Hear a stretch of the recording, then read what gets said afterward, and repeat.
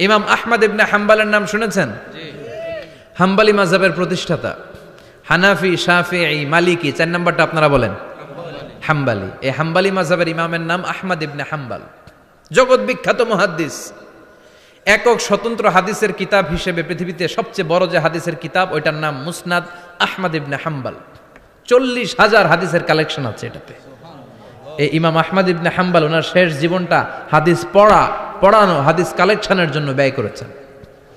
শহরের পর শহর, দেশ থেকে দেশ, দেশান্তরে ঘুরতেন একটা হাদিসের জন্য।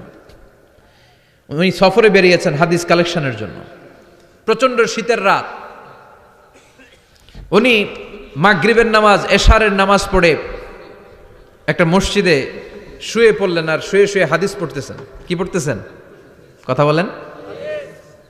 আর মনে মনে ভাবলেন রাতটা মসজিদে কাটায় দেই, ফজরের নামাজ পড়ে আবার বেরোবো। কিন্তু দারোয়ান এসে বলে মসজিদে থাকতে পারবেন না, ওঠেন। দারোয়ান আছে না? কথা কন। আহমদ ইবনে হাম্বাল বললেন, আমি শুধু রাতটা থাকতে চাই, আমি তো ফজরেরও মুসল্লি, ফজর নামাজ পড়বো তো এই মসজিদে, আমার থাকতে দাও। দারোয়ান তো দেয় না, কেনা মসজিদে থাকার জায়গা না, যান মিয়া। উনি যে আহমদ ইবনে হাম্বাল এটা চিনে নাই, থাকতে দেয় না। কি করবে এখন? উনি কাঁথা গুছিয়ে হাদিসের কিতাব নিয়ে কাঁধের মধ্যে ব্যাগ নিয়ে মসজিদ থেকে বেরোয় গেলেন। কি আর করবেন, প্রচন্ড শীত, আর কাঁপতেছেন, বুড়ো মানুষ। পথিমধ্যে দেখলেন বাজার একজন খাব্বাজ, শাবুন খাব্বাজ, যুবক রুটি বিক্রেতা। সে রুটি বিক্রি করে, চুলার মধ্যে রুটি সেকে। সে যে সালাম দিল, আসসালামু আলাইকুম। যুবক বলে, ওয়ালাইকুম আসসালাম। আহমদ ইবনে হাম্বাল বলে, যুবক আমার যাওয়ার জায়গা নেই, সফরে বেরিয়েছি, খুব শীতে কষ্ট পাচ্ছি, রাতে যদি তোমার এই চুলা থেকে একটু আগুন পোহাই কোনো সমস্যা?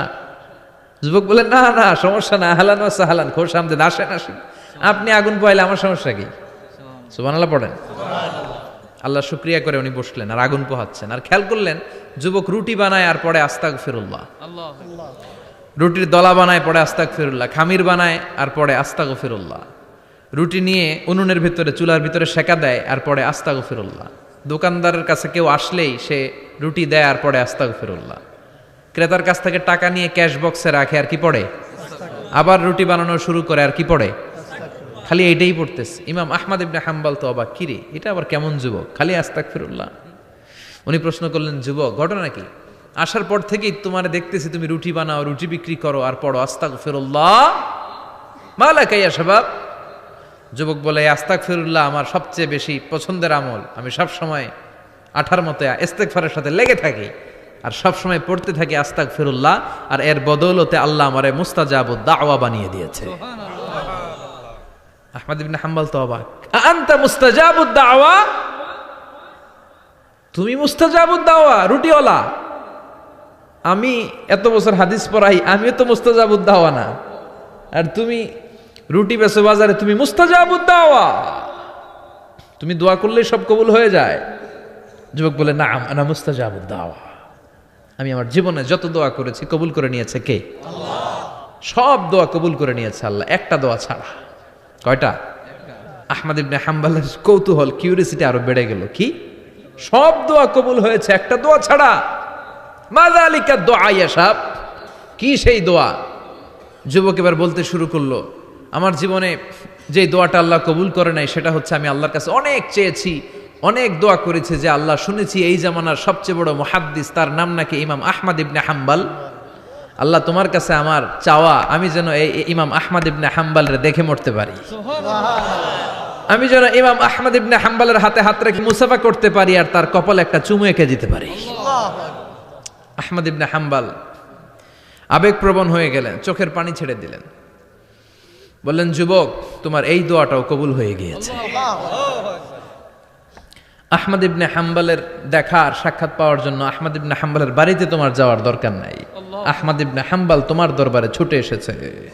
আনা আহমদ ইবনে হাম্বাল মুহাদ্দিসুদ দাহর, আমি নিজেই আহমদ ইবনে হাম্বাল। যুবক চোখের পানি ছেড়ে দেয়, আহমদ ইবনে হাম্বালও চোখের পানি ছেড়ে দেয়। যুবক চিৎকার মেরে ইমাম আহমদ ইবনে হাম্বালকে জড়িয়ে ধরে, হাতে হাত রেখে মুসাফা করে, কপালের মধ্যে চুমু খায়। আর আল্লাহর শুকরিয়া করে বলে, ও ইমাম, আসলে এই দোয়াটাও আল্লাহ আজকে কবুল করে নিল। বিশ্বাস হয়? সবসময় ইস্তেগফার পড়লে আপনার দোয়াগুলোর এইভাবে কবুল করে নিবে কে? এই 5টা জিনিস পাবেন সবসময় যদি ইস্তেগফারের সাথে লেগে থাকেন। রাজি আছেন তো? এজন্য বিশ্বনবী সব সময় নামাজে সালাম ফেরানোর পরে পড়তেন আস্তাগফিরুল্লাহ। কি পড়তেন? 3 বার পড়তেন আস্তাগফিরুল্লাহ, আস্তাগফিরুল্লাহ, আস্তাগফিরুল্লাহ। পড়তে রাজি আছেন? ইস্তেগফারের অনেকগুলো আলফাজ আছে, সবচেয়ে ছোট ইস্তেগফার হচ্ছে এটা, আস্তাগফিরুল্লাহ, আস্তাগফিরুল্লাহ। আরো আছে আস্তাগফিরুল্লাহ আল্লাযী লা ইলাহা ইল্লা হুয়াল হাইয়ুল কাইয়্যুম ওয়া আতুবু ইলাইহি। বিষ্ণু বলেন এই ইস্তেগফারটা যদি কেউ পড়ে, আত-তাওয়াল্লি মিন ইয়াউমিজ জাহাফ, যুদ্ধের ময়দান থেকে পালিয়ে আসা কবিরা গুনাহ। কি গুনাহ? কাফেরদের সাথে যুদ্ধ, আমি তাগড়া যুবক, তলোয়ার নিয়ে নেমেছি, আমার দেহের 1 ফোঁটা রক্ত থাকা পর্যন্ত আমি যুদ্ধ চালিয়ে যাব, আমি ফিরে আসতে পারবো না, আইনটা কার? ফিরে আসলে কবিরা গুনাহ। বিশ্বনবী বলেন যুদ্ধের ময়দান থেকে ফিরে এসেছে এরকম কবিরা গুনাহ অবলম্বনকারীও যদি আস্তাগফিরুল্লাহ আল্লাযী লা ইলাহা ইল্লা হুয়াল হাইয়ুল কাইয়্যুম ওয়া আতুবু ইলাইহি পড়ে, ওই কবিরা গুনাহকারীকেও ক্ষমা করে দিবে কে? পড়তে রাজি আছেন তো? আবার সাইয়েদনা আবু বকর বললেন, ইয়া রাসূলুল্লাহ আল্লিমনি দুআআন আদউ বিহি ফি সালাতিক, এমন দোয়া আপনি আমারে শিক্ষা দেন যে এই দোয়াটা আমি নামাজে পড়তে পারি। বিশ্বনবী বললেন, পড়ো আল্লাহুম্মা ইন্নী যালামতু নাফসি যুলমান কাসীরান ওয়া লা ইয়াগফিরুয যুনুবা ইল্লা আনতা ফাগফিরলি মিন ইনদিক ইন্নাকা আনতাল গফুরুর রহিম। সুবহানাল্লাহ পড়েন। এটাও ইস্তেগফার। আমরা এটার বলে দোয়া মাসুরা, সালাম ফেরানোর আগে পড়ি না? যেখানেই ক্ষমা চাওয়ার কথা আছে ওইটারই কি বলে? ইস্তেগফার। আল্লাহুম্মা ইন্নী যালামতু নাফসি, আল্লাহ জুলুম করেছি, যুলমান কাসীরা, অনেক জুলুম, ওয়ালা ইয়াগফিরুয যুনুবা ইল্লা আনতা, তুমি ছাড়া এই গুনাহ ক্ষমা করার তো কেউ নাই। ফাগফিরলি মাগফিরাতাম মিন ইনদিক, তোমার দয়ায় আমারে ক্ষমা করে দাও। ইন্নাকা আনতাল গফুরুর রহিম, তুমি হলা ক্ষমাশীল। ঠিক কি না? এটাও ইস্তেগফার, এটাও পড়বেন। আর এই সব ইস্তেগফারের শ্রেষ্ঠ ইস্তেগফারের নাম সাইয়্যিদুল ইস্তেগফার। যত ইস্তেগফার হতে পারে এর মধ্যে সবচেয়ে শ্রেষ্ঠতম ইস্তেগফার নাম কি? কথা কন। বুখারীর বর্ণনা, শাদ্দাদ ইবনে আউস রাদিয়াল্লাহু তাআলা আনহু বর্ণনা করেন, এই সাইয়্যিদুল ইস্তেগফার দিনের বেলা যে পড়বে ওই দিনে মারা গেলে সে জান্নাতি। এই সাইয়্যিদুল ইস্তেগফার রাতের বেলা যে পড়বে ওই রাতে যদি ইন্তেকাল হয় ওই লোকটা জান্নাতি।